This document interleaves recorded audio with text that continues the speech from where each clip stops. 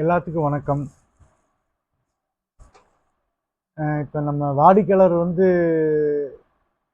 இல்லாமல் மற்றவங்க புதுசாக வர்ற வாடிக்கையாளர் இப்போ நமக்கு ஃபோனில் அதிகமாக கேட்குற கேள்வி என்ன அப்படின்னா, சார் எங்களுக்கு மிஷினே வேணாம், எங்களுக்கு மிஷின் வாங்குறதுக்கு ஓட்டுறதுக்கு ஆள் இல்லை, எங்களுக்கு டைம் இல்லை, நான் நூலை வாங்கி சேல் பண்ணுறேன், எனக்கு இன்வெஸ்ட்மெண்ட்டு கம்மியாக பண்ணணும், இன்வெஸ்ட்மெண்ட்டே கம்மியாக பண்ணி எனக்கு லாபம் பார்க்கணும் அப்படின்னு நினைக்கிறாங்க. ஸோ நான் நூல் வியாபாரம் எப்படி பண்ணுறது, எங்கெங்கெல்லாம் பண்ணுறது அப்படிங்கிற மாதிரி கேட்குறாங்க எல்லாரும். அவங்களுக்காகத்தான் நம்ம இன்னைக்கு ஒரு வீடியோ போடுங்க எங்களுக்கு அப்படிங்கிற மாதிரி கேட்டுக்கொண்டதுனால இன்னைக்கு அவங்களுக்காகவே நம்ம ஒரு வீடியோ போடுறோம். அதாவது நூல் பார்த்தீங்கன்னா நம்ம இந்த மாதிரி பேக்கெட் பண்ணி வச்சுக்கணும். சரிங்களா? ஃபஸ்ட்டு நம்ம ஒரு கடைக்கு போகும்போது ஒரு ஊரில் போங்க, ஒரு ஊருக்குன்னு போய்க்கோங்க. ஒரு கடைக்கு போக வேணாம், ஒரு ஊரில் எத்தனை கடை இருக்கோ அத்தனை கடைக்கெல்லாம் போக வேணாம். ஏதோ ஒரு கடைக்கு போய், இப்போ உங்களுக்கு திருச்சி, மதுரை, சேலம், நாமக்கல் அப்படிங்கிற மாதிரி ஒரு குறிப்பிட்ட கடைக்கு நீங்கள் போனீங்கன்னா, நான் சொல்கிறது ரீட்டைல் சொல்கிறேன். சரிங்களா? கடைக்கு போய் நூல் பாக்கெட் வேணும்னு கேளுங்க ஃபஸ்ட்டு. அந்த நூல் பாக்கெட்டு என்ன, அதாவது நூல் விற்குமா விற்காதா, இது எங்கே விற்கிறது அப்படிங்கிற டவுட்டுக்காக சொல்ல வரேன். கடையில் போய் எனக்கு வேஸ்ட் நூல் வேணும்னு கேளுங்க. அவங்க பேக்கெட் போட்டு வச்சுருப்பாங்க. சரிங்களா? அந்த பேக்கெட்டை எத்தனை கிராம் பாக்கெட்டுன்னு கேட்டுக்கோங்க. கேட்டுட்டு அவங்ககிட்டயே வெயிட்டில் போட்டு செக் பண்ணி பார்த்துக்கோங்க. இல்லை என்ன வெயிட் வருது அப்படிங்கிறத நீங்கள் வெயிட்டை போட்டு செக் பண்ணி பார்த்துக்கோங்க. சரிங்களா? ஒரு சாம்பிள் ஒரு பாக்கெட் வாங்கிட்டே வந்துருங்க. 10 ரூபாயா இருக்கும், இல்லை 15 ரூபாயா இருக்கும். சரிங்களா? அதை என்ன வெயிட் போட்டிருக்காங்க, எத்தனை கிராம் போட்டிருக்க நீங்கள் அங்கேயே செக் பண்ணிக்கிட்டாலும் ஓகே. அதை பார்த்துட்டு அதே மாதிரி அந்த ஊரில் ஒரு கடையில் ஒரு ஒரு 50 கிராமா இருக்கும், 100 கிராமா இருக்கும், 150 கிராமா இருக்கும். சரிங்களா? பல விதமாக போட்டு வச்சுருப்பாங்க. நீங்கள் டவுட்டில் கடைக்காரர்கிட்ட கேட்டுக்குங்க, பாக்கெட்டில் எத்தனை பாக்கெட் இருக்குது, என்னென்ன விலையில் பாக்கெட் இருக்குது அப்படின்னு நீங்கள் ஒரு அலைன்ஸ் கேட்டு தெரிஞ்சு வச்சுக்கோங்க. நாளைக்கு நூல் கொடுக்குறத பற்றி நீங்கள் எதுவும் சொல்ல வேணாம். சரிங்களா? நீங்கள் பாக்கெட் 50 கிராம் பாக்கெட் போடுதா, 100 கிராம் பாக்கெட்டா, 150 கிராம் பாக்கெட்டா, ஃபஸ்ட்டு அதை தெரிஞ்சு வச்சுக்கோங்க கடைக்காரங்கிட்ட. இல்லை நீங்கள் 3லேயும் ஒவ்வொரு பாக்கெட் வாங்கிக்கோங்க. வாங்கிட்டு அதே மாதிரி பாக்கெட் பண்ணிக்கோங்க. பாக்கெட் பண்ணி ஒரு எல்லாத்துலேயுமே ஒரு 100 பாக்கெட்டு, நம்மளாம் அதிகமாக வேணாம். 50 கிராமில் ஒரு 100 பாக்கெட்டு, 100 கிராமில் ஒரு 100 பாக்கெட்டு, 150 கிராமில் ஒரு 100 பாக்கெட்டு போதும். அது மட்டும் அளவாக பண்ணிக்கோங்க. நீங்கள் ஒரு 50 கிலோ பண்டல் இல்லை 100 கிலோ நூல் எடுத்தீங்கன்னா உங்களுக்கு போதும். சரிங்களா? அது 100 கிராம் பாக்கெட் பண்ணி எந்தெந்த கடையில் நீங்கள் கேட்குறீங்க அப்படின்னா, ஸ்பேர் பார்ட்ஸ் கடை. சரிங்களா? இதெல்லாம் நீங்கள் ரீட்டெயிலாக பண்ணுறது. சரிங்களா? ஸ்பேர் பார்ட்ஸ் கடை, automobiles, work shop, bike work shop, car work shop, அந்த மாதிரி பெயிண்ட் கடை, அங்கெல்லாம் பார்த்தீங்கன்னா ரீட்டெயிலாக கேட்கலாம். நீங்கள் போகும்போதே கேளுங்க, ஹோல்சேல் ரேட்டுக்கு வேணுமா ரீட்டெயில் ரேட்டுக்கு வேணுமான்னு கேட்டுக்கோங்க. ஹோல்சேல் ரேட் அப்படின்னா நாங்கள் ஒரு மூட்டையே நீங்கள் அப்படியே 50 கிலோவாக கொடுக்கறது, இல்லை அப்படின்னா ஒரு கிலோவாக கவரில் போட்டு கொடுக்கறது. சரிங்களா? நீங்கள் 50 கிராம் பாக்கெட் போட்டிங்கன்னா கிலோ 8 ரூபாய்க்கு கொடுக்கலாம். நாங்கள் திருப்பூர்லேயே 7 ரூபாய்க்கு கொடுக்குறோம். ஏன்னா திருப்பூரில் நூற்றுக்கணக்கான பேர் இருக்காங்க. சரிங்களா? திருப்பூர்லேயே நீங்கள் 7 ரூபாய்க்கு கொடுக்கலாம். நீங்கள் வெளியூர் அப்படிங்கும்போது 8 ரூபாய்க்குள்ள தாராளமாக 50 கிராம் பாக்கெட் கொடுக்கலாம். சரிங்களா? 50 கிராம் 8 ரூபா, 100 கிராம் 15 ரூபா, 100 கிராம் 15 ரூபா, 150 கிராம் பார்த்தீங்கன்னா 22 ரூபா, 21 ரூபா, அந்த ரேஞ்சுக்கு போகுது. நீங்கள் 21 ரூபாய்க்கே கொடுக்கலாம், இல்லைன்னா 22 ரூபாய்க்கு கொடுக்கலாம். 1/4 கிலோ பாக்கெட் எடுத்துட்டிங்கன்னா 1/4 கிலோ 30 ரூபா.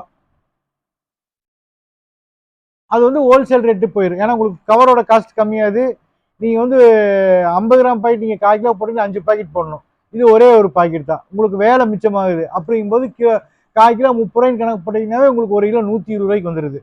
இதே ஹோல்சேலாக 50 கிலோ பண்டல் அப்படியே கொடுத்தீங்கன்னா நீங்கள் 100 ரூபா 110 ரூபாய்க்கு கொடுக்கலாம்.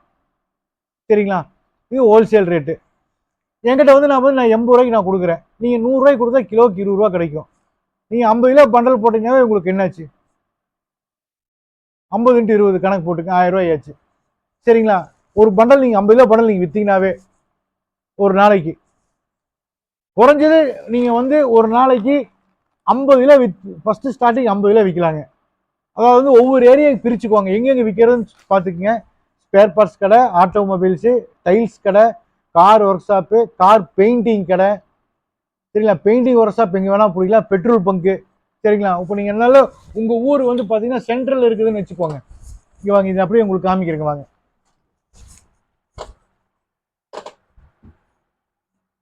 இப்போ உங்கள் ஊர் வந்து திருப்பத்தூர் அப்படின்னா, இது நீங்கள் சென்ட்ரல் இருக்கிறீங்கன்னா நீங்கள் பாருங்கள் எல்லா பக்கம் ரூட்டு போகுது.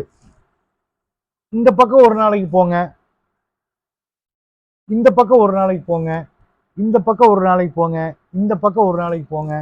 6 நாளைக்கு 6 இடத்துக்கு போங்க, சரிங்களா? ஞாயிற்றுக்கிழமை ஒரு நாள் நீங்கள் எங்கேயும் வெளியே போக வேணாம். ஞாயிற்றுக்கிழமை வந்து நீங்கள் டெலிவரி மட்டும் ஞாயிற்றுக்கிழமை கொடுத்துக்கலாம். ஒரு கேன்வாஸுக்கு வந்து பார்த்தீங்கன்னா ஒரு ஊர் சென்ட்ரல் இருக்குதுன்னா அந்த ஊரை சுற்றி எங்கெங்கெல்லாம் ரோடு போகுதோ, எங்கெங்கெல்லாம் பைபாஸ் ரோட்டில் போகக்கூடாது. பைபாஸ் ரோட்டில் அதிகமாக கடை இருக்காது. Cut road market area. இல்லை, நான் பண்ணினதை சொல்கிறேன். இது வந்து கேட்குறவங்களுக்கு வந்து பார்த்தீங்கன்னா இது வந்து என்னடா அப்படிங்களா? ஆனால் இப்போ எல்லாம் பண்ணாதான், கஷ்டப்பட்டாதான் நம்ம வந்து சம்பாதிக்க முடியும், சரிங்களா? அதனால வந்து நான் வந்து சொல்கிறேன், நல்லா சொல்கிறேன், கேட்டுக்கங்க. இது மிஷின் வாங்கி என்கிட்ட பைபேக் கொடுக்குறவங்களுக்கு நான் இதை சொல்லலை. என்கிட்ட மிஷின் வாங்காமல் நூல் மட்டும் வாங்குறீங்க பார்த்தீங்களா? எனக்கு நூல் வியாபாரம் பண்ணால் போதும், எனக்கு இன்வெஸ்ட்மெண்ட் பண்ண முடியாது, எனக்கு ஒரு 4000 ரூபா இன்வெஸ்ட்மெண்ட் பண்ணால் எனக்கு வந்து அதுக்கு எவ்வளோ லாபம் வரும் அப்படிங்கிறவங்களுக்காக தான் நான் இதை சொல்ல வரேன். மிஷின் என்கிட்ட வாங்கிட்டு என்கிட்ட நூல் கொடுக்குறவங்களுக்கு இதை பற்றி சொல்ல தெளிவாக தெரிஞ்சுக்கோங்க, சரிங்களா? வாங்க, அதாவது வந்து ஒரு ஒரு ரவுண்ட் பண்ணிக்கங்க.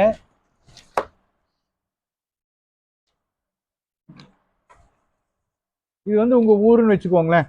இது வந்து உங்க ஊர் இப்படி இருக்கு. நீங்க அந்த ஊர்ல சென்ட்ரல் இருக்கிறீங்கன்னு வச்சுக்கோங்க. இந்த பக்கம் ஒரு நாளைக்கு போங்க, இந்த பக்கம் ஒரு நாளைக்கு போங்க, இந்த பக்கம் ஒரு நாளைக்கு போங்க, இப்படி போங்க, இப்படி போங்க, இப்படி போங்க. உங்களுக்கு எங்கெங்கெல்லாம் ஒரு ரோடு போகுதோ, சரிங்களா? எங்கெங்கெல்லாம் ரோடு போகுதோ எல்லா ஊருக்கும் ஒரு நாள். இது வந்து திங்கள், இது செவ்வாய், இது புதன், வியாழன், வெள்ளி, சனி, சரிங்களா? இந்த மாதிரி திங்கக்கிழமை இந்த ரூட்டுக்கு திங்கக்கிழமை மட்டும் தான் போகணும். இங்கே செவ்வாய்க்கிழமை ஒரு ரூட்டுக்கு போறீங்கன்னா செவ்வாய்க்கிழமை தான் போகணும். புதன்கிழமை போறீங்கன்னா புதன்கிழமை ஒரு ரூட்டுக்கு தான் போகணும். வியாழக்கிழமை ஒரு ஏரியா, வெள்ளிக்கிழமை ஒரு ஏரியா, சனிக்கிழமை ஒரு ஏரியா. நீங்க வந்து ஒரு கடைக்காரங்க வந்து பாத்தீங்கன்னா உடனே வந்து நூல் வாங்க மாட்டாங்க, சரிங்களா? இப்ப நான் என் பேர் சரவணன், இன்னொருத்தர் குமார் போட்டுட்டு இருக்கிறாரு ஒரு கடைக்கு. குமார் போட்டுட்டு இருக்கும்போது நான் போய் கேன்வாஸ் பண்ணேன்னா நான் எத்தனை நாளைக்கு போடுவேன்னு அந்த கடைக்காரங்களுக்கு தெரியாது.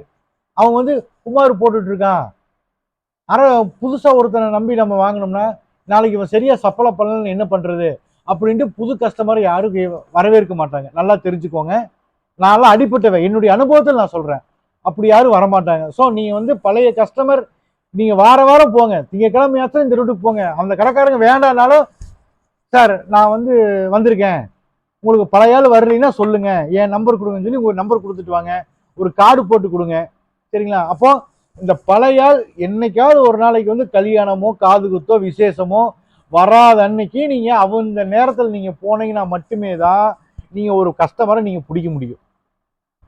ஸோ அந்த மாதிரி தான் நம்ம வந்து ஒரு புதுசா ஒரு கஸ்டமர் நம்ம உள்ளுக்குள்ள நுழைய முடியும், சரிங்களா? அப்படி நீங்க உள்ள நுழையும் போது வாங்கறதுக்கு வாய்ப்பு இருக்கு. ஸோ திங்கக்கிழமை கண்டினியூஸா எடுக்கலினாலுமே போய் கேட்ட கடைக்கே போய் கேளுங்க, தப்பே கிடையாது. நம்ம யாரும் வந்து திருடல, கொள்ளையடிக்கல, ஏமாத்தல. நல்ல ஒரு விஷயம் தெரிஞ்சுக்குங்க. ஒரு தொழிலை விரிவுபடுத்துறோம், ஒரு தொழிலை ஆரம்பிக்கிறோம், ஒரு தொழிலை மார்க்கெட்டிங் பண்றோம், சரியா? அது உங்களோட தொழிலை நீங்க சுயமா பண்றீங்க, எல்லா பக்கம் போறதா நீங்க பண்றீங்க, சரிங்களா? அதனால வந்து நீங்க வந்து பெருசாவெல்லாம் வந்து நீங்க வந்து பயப்பட வேண்டியதில்லை, யாருக்கு வந்து இது பண்ண வேண்டியதில்லை. அதனால நீங்க வந்து என்ன பண்றீங்கன்னா ஒவ்வொரு கடைக்கும் நீங்க போங்க, வேணான்னு சொல்ற வரைக்கும் போங்க. கடையில் போய் எனக்கு நூல் வேணுமான்னு கேட்கறதுக்கு வந்து அவங்க யாரும் உங்களை வார்த்தை பேச மாட்டாங்க, திட்ட மாட்டாங்க. வாரம் போங்க. திங்கக்கிழமை ஒரு லைன்ல வந்து ஒரு 20 கடைக்கு போறீங்களா, அதில் ஒரு 2 கடைக்காரங்க வாங்குறாங்களா, மீதி 18 கடைக்கு அடுத்த வாரம் திங்கக்கிழமை அதே கடைக்கு போங்க. தொடர்ந்து ஒரு 4 வாரம் 5 வாரம் போங்க, தப்பே கிடையாது.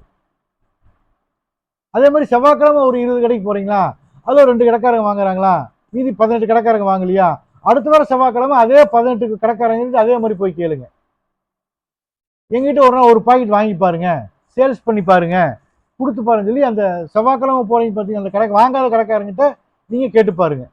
அப்படி கேட்டு பார்த்தீங்கன்னா, அட பாவண்டா, 5-6 தடவை வர்றாப்புல, வந்ததுக்காவது இவங்ககிட்ட வாங்கணும் அப்படின்னு வாங்குறதுக்கு வாய்ப்பு இருக்கு. ஸோ நம்ம அப்படித்தான் வந்து ஒரு தொழிலை வந்து நம்ம பிடிக்க முடியும். எந்த தொழிலாக இருந்தாலும் சரி, கஷ்டப்படாமல் நம்ம எதுவுமே கடையில் கிடைக்காது. நல்லா தெரிஞ்சுக்குங்க. இன்னைக்கெல்லாம் பார்த்தீங்கன்னா ஒவ்வொரு கம்பெனியில் எத்தனை சேல்ஸ்மேன், எத்தனை வந்து வெளியே சுற்றுறவங்க இருக்கிறாங்க, எத்தனையோ பேர் வந்து மார்க்கெட்டிங் பண்ணுறவங்க இருக்கிறாங்க. அடுத்த கம்பெனிக்காக உழைச்சி கொடுக்கறதுக்கு. பார்த்தீங்கன்னா நான் காலேஜ் ஸ்டூடெண்ட்டுங்க நாங்கள் பார்ட் டைமில் வேலை செய்கிறோன்னு சொல்லி எத்தனையோ பசங்க வர்றாங்க போகிறாங்க, நீங்கள் பார்த்துருப்பீங்க. சேம் அதே மாதிரி தான், அதே மாதிரி தான் எல்லாத்தையுமே. லோக் இறக்கி போட்டு வெயிட் போடுங்க, அங்கேயே போடுங்க. அதே மாதிரி தான் நம்ம நம்ம வந்து நம்மளோட தொழிலே நம்ம பண்ணுறோம். அதெல்லாம் வந்து நம்ம யாருக்கும் பயப்பட வேண்டியதில்லை, நம்ம யாருக்கும் இது பண்ண வேண்டியதில்லை. சரிங்களா? ஒரு நாங்கள் எல்லாமே வந்து நாங்கள் அப்படி தான் சப்ளை பண்ணிட்டு இருக்கிறோம். எங்கள் ஆளுல பார்த்தீங்கன்னா வெளியூருக்கு மார்க்கெட்டிங் போவாங்க, வெளியே பண்ணுவாங்க, வெளியும் கொடுத்துட்டு தான் இருக்கிறோம், வெளியும் பண்ணிட்டு தான் இருக்கிறோம். ஸோ அதே மாதிரி தான் உங்களையும் நான் பண்ண சொல்கிறேன். தைரியமாக பண்ணுங்க. வெறும் 4000 முதலீடு தான். நீங்கள் 4000 முதலீடு போட்டு பார்த்தீங்கன்னா அதில் வந்து உங்களுக்கு உங்களோட உழைப்புல தான் இருக்குது. அதனுடைய வருமானங்கள் அது வெற்றியா தோல்வியாங்கிறது உங்களோட கையில் தான் இருக்குது. 50 கிலோ நாங்கள் 4000 ரூபாய்க்கு கொடுக்குறோம், கிலோ 80 ரூபாய்க்கு கொடுக்குறோம்னா நீங்கள் 100 ரூபாய்க்கு விற்கிறது உங்கள் கையில் தான் இருக்குது. அதை பாக்கெட் பண்ணி 150 ரூபாய்க்கு விற்கிறது உங்கள் கையில் தான் இருக்குது. இல்லை என்னால் விற்க முடியல அப்படின்றது உங்கள் கையில் தான் இருக்குது. சரிங்களா? இது வந்து புதுசாக ஆரம்பிக்கிற தொழிலோ இல்லை நேற்று பேஞ்ச மழையில் முளைச்ச காளான்னு சொல்கிற மாதிரி வந்து இது நாங்கள் வந்து இப்போ வந்து பண்ணுற தொழிலே கிடையாது. இதெல்லாம் வந்து சிவகாசியில் எப்படி காலாகாலமாக பட்டாசோ அதே மாதிரி இது காலாகாலமாக திருப்பூரில் இந்த தொழில் நடந்துட்டு தான் இருக்குது. சரிங்களா? சில பேர் வந்து கேட்குறாங்க, சார் இந்த தொழிலே எனக்கு தெரியாது அப்படிங்கிறாங்க. இந்த தொழிலவே நான் பார்த்ததில்லை, இந்த நூலவே இன்ன வரைக்கும் நான் பார்த்ததில்லை அப்படிங்கிறாங்க. அவங்க மேலே தப்பே இல்லை. அவங்க ஏன் பார்த்ததில்லை அப்படின்னா, சார் நம்மளே ஒரு பக்கம் நம்ம ஒரு வீட்டில இருந்து நம்ம ஒரு கம்பெனிக்கோ இல்லை ஆஃபீஸ்க்கோ ஒரு வேலைக்கு போகிறோம். வேலைக்கு போகும்போது நம்ம போகிற வழியில் என்ன இருக்குது என்ன இருக்குது அப்படிங்கிறது நமக்கு தெரியாது. வீட்டுக்கு பக்கத்தில் ஒரு கடை இருக்கா, அந்த கடையில் என்ன வியாபாரம் பண்ணுறாங்க, என்ன இருக்குது கூட நமக்கு தெரியாது. சரிங்களா? டக்குன்னு யோசனை பாருங்க, நம்ம போட்டிருக்கிற காலில் போட்டிருக்கிற செருப்பு என்ன கலர்னே நமக்கு தெரியாது. இத்தனையும் நம்ம கீழே குமிஞ்சு செருப்பை தோறோம், செருப்பை கழட்டி வைக்கிறோம். சரிங்களா? செருப்பு என்ன கலர்னே நமக்கு தெரியாது. அதே மாதிரி நேற்று போட்ட சட்டையை என்ன கலரு, நேற்று என்ன பேண்ட் ஷர்ட் போட்டோம் அப்படிங்கிறது நமக்கு தெரியாது. ஸோ அதெல்லாம் வந்து நமக்கு தேவை இருக்கிறத நம்ம எடுத்துக்குவோம், தேவையில்லாத நம்ம எடுத்துக்க மாட்டோம். சரிங்களா?